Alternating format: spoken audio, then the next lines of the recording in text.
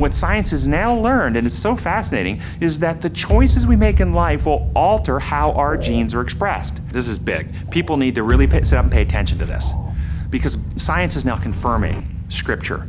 In lectures that I do, I often ask the audience, which is more scientifically accurate, the Bible or Charles Darwin? Well, guess what? It's the Bible. Darwin hypothesized that it was mutation over millions of years that caused his finches to have different beaks. Science has actually now proved it's epigenetic modification.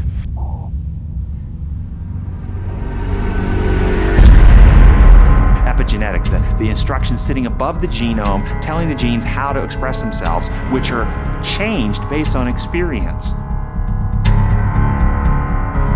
What we go through in life, the foods that we eat, the choices we make, the environment in which we live will actually alter the genes in telling which genes to turn on and which genes to turn off. What we know about genetics and addiction is that behaviors, sensations, input into the brain will use the DNA to change how the cell responds. And basically what happens is that genes are turned off or turned on based on what that response is. While the DNA doesn't change, the expression does.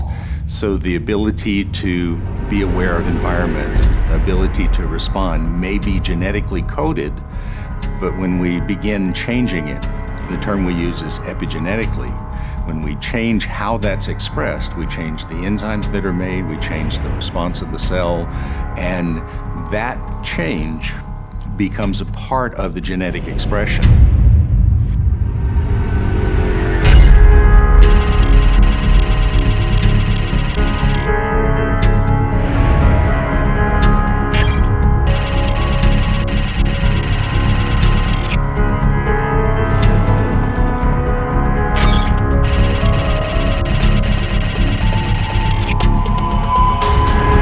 It doesn't happen generally with one exposure to pornography.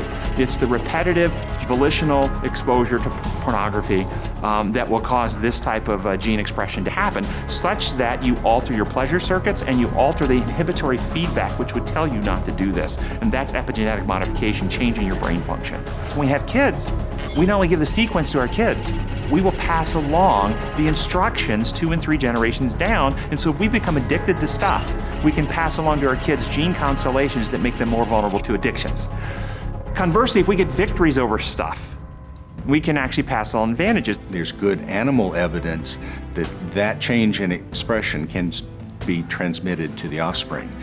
Those enzymes, those mechanisms, those genes that are turned off may also be turned off in the next generation. So we can pass along both positive things in our life and or negative depending on the choices we make in life. And so the Bible is actually more scientifically accurate than Charles Darwin, because we do pass down to our children, our grandchildren, our great-grandchildren the experiences that we go through in life based on the epigenetic modifications. They will get not only our genes, but the instructions on how those genes are expressed. Many adolescents will say things like, hey, it's my body, I can do what I want. Only if you're never going to have kids. If you're going to have kids, it's not only your body, it's your kids, your grandkids, and your great-grandkids' body too, so be careful what you do with it. Don't think of it as a battle you're just fighting for yourself. You're fighting for the very lineage that God gave you. And if you will break this curse, then your sons and your daughters have a better shot, and your grandchildren have a better shot.